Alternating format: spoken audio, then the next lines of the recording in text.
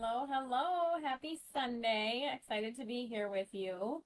I'm launching our theme for the month for August. So we're going to be talking about coming back to yourself this month. And our topic for today is have you lost yourself without realizing it? This is the crux of my full coaching program and my passion for helping women.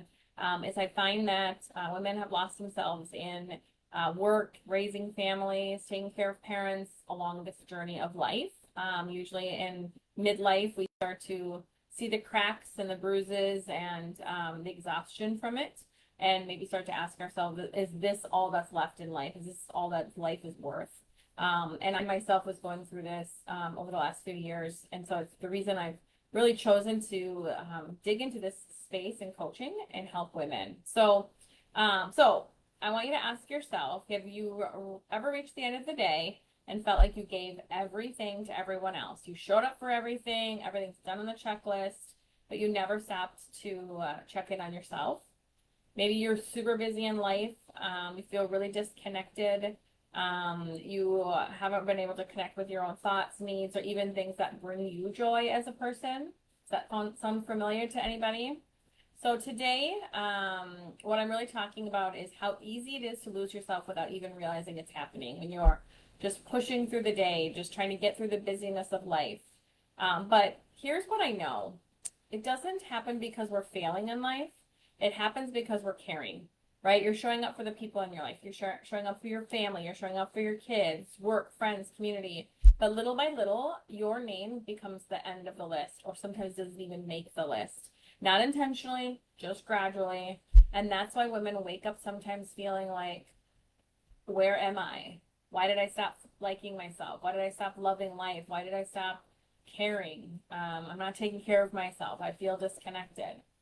And it isn't one big moment, right? It's hundreds of little moments along the way. It's saying yes when we probably should have said no. It's skipping the walk that helps us clear our mind. It's not asking for help, not delegating. It's overcommitting. It's doing things for others before we fill our own cup. It's maybe I'll do it later for myself. But the problem is later never comes. Let's admit it. It never comes because over time, you stop noticing what you need because you're putting everybody else first and you're focusing on everyone instead of really connecting with yourself. So we stay disconnected from ourselves for way too long. Then we start to feel emotionally drained, short-tempered, unfulfilled, and we lose sight of really what brings us joy. And we often believe that we just need to try harder. We need to push harder. We need to get more stuff done. And I don't know where women along this journey felt that by filling everyone else's cup would mean it fills ours, but that's backwards. We need to fill our cup first. And it doesn't have to be big, and it doesn't have to be expensive. But it really comes down to reconnecting with ourselves.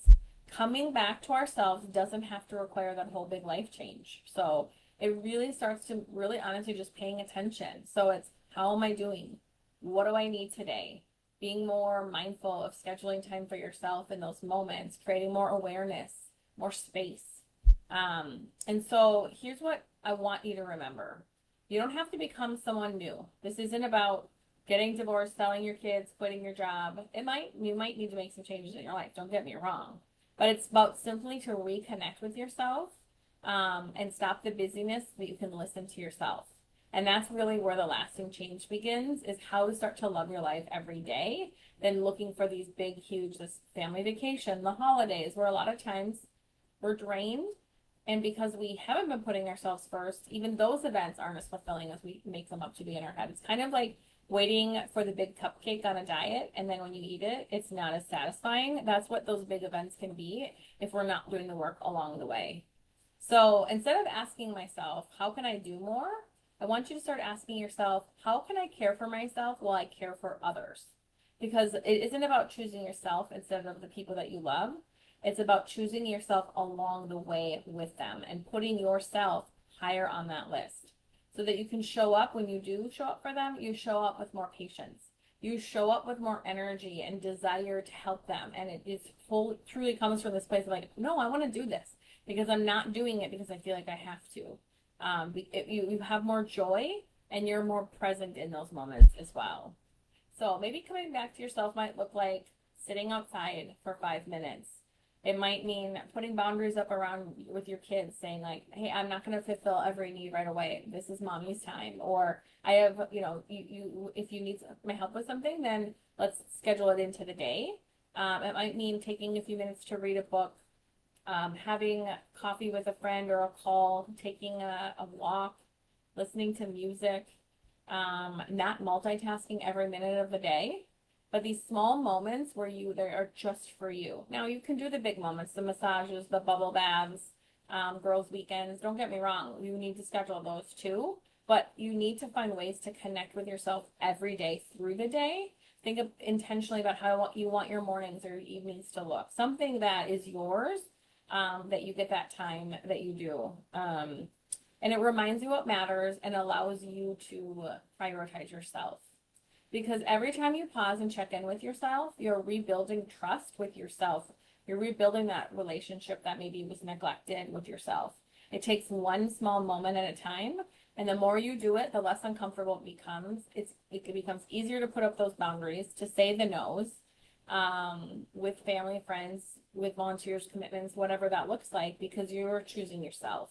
And it's not that you're saying that that's not important, whatever that person needs from you, but you're saying, I am more important, and I need to put those boundaries up. So this week, I want you to just start to simply notice. Notice when you're automatically putting yourself last or you're not on the list.